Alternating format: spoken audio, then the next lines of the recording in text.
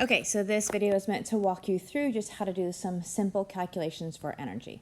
So in this first question, it says in an 875 kilogram car, speeds from 22 to 44 meters per second. What are its initial and final energies? Let's just start off by identifying quantities. So 875 is the mass, 22 is the initial speed, and 44 is the final speed. And we want to know initial and final energies. It's moving, so the kind of energy is going to be kinetic energy. So the equation for kinetic energy is 1/2 mv squared. So pretty straightforward. This is 1/2 my mass of 875 times 22 squared would be my initial kinetic energy. And then a similar calculation, 875 times 44 squared would lead to my final kinetic energy. So hopefully you're going to pause the video to see what the actual calculation is. And hopefully you find that your initial kinetic energy is 211,750 joules. And your final is 847,000 joules. Okay, doesn't ask, but right now just kind of think about if you were to divide K final by K initial.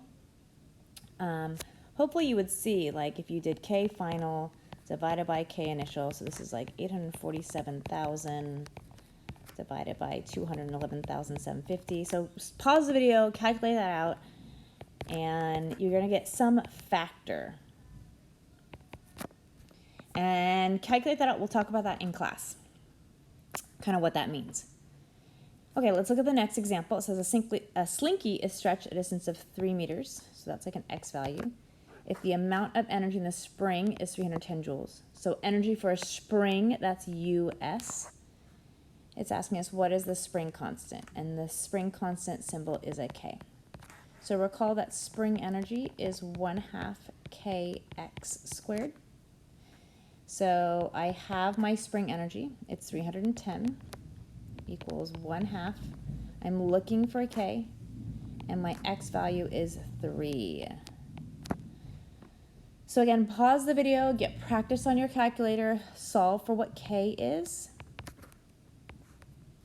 And I'm going to actually leave that as a blank, and in class we'll go over what that value is. And then let's look at this last one. If you lift a 2 kilogram textbook from the floor to a shelf 2.1 meters above the floor, what is the PEG relative to the floor? What is it relative to your head if you're 1.65 meters tall? So this is our mass, and this is definitely a height. And so if we kind of think about this, like here you are standing there. I guess you're lifting, huh? So there is your book, and you're putting it on this shelf.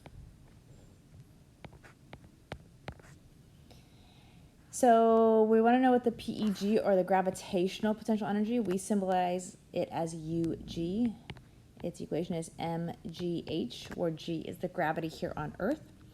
So relative to the floor means that I'm looking at my distance from here all the way to here.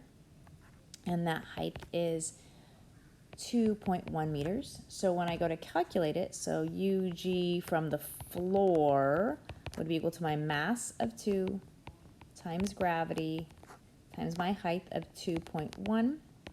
Again, pause the video, calculate this out, get that practice, and hopefully you're getting 41.16 joules.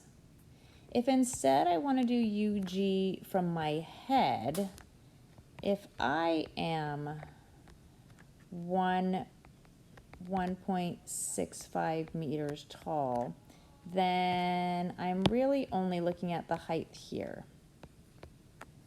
And so that height would be, well, my equation, 2 times 9.8, and then that height would be 2.1 minus 1.65, because I'm only looking at the relative height between here, oh, I lost my pen, between here and here, okay? So pause the video, calculate that out, and hopefully you get 8.82 joules, okay? So simple calculations of energy.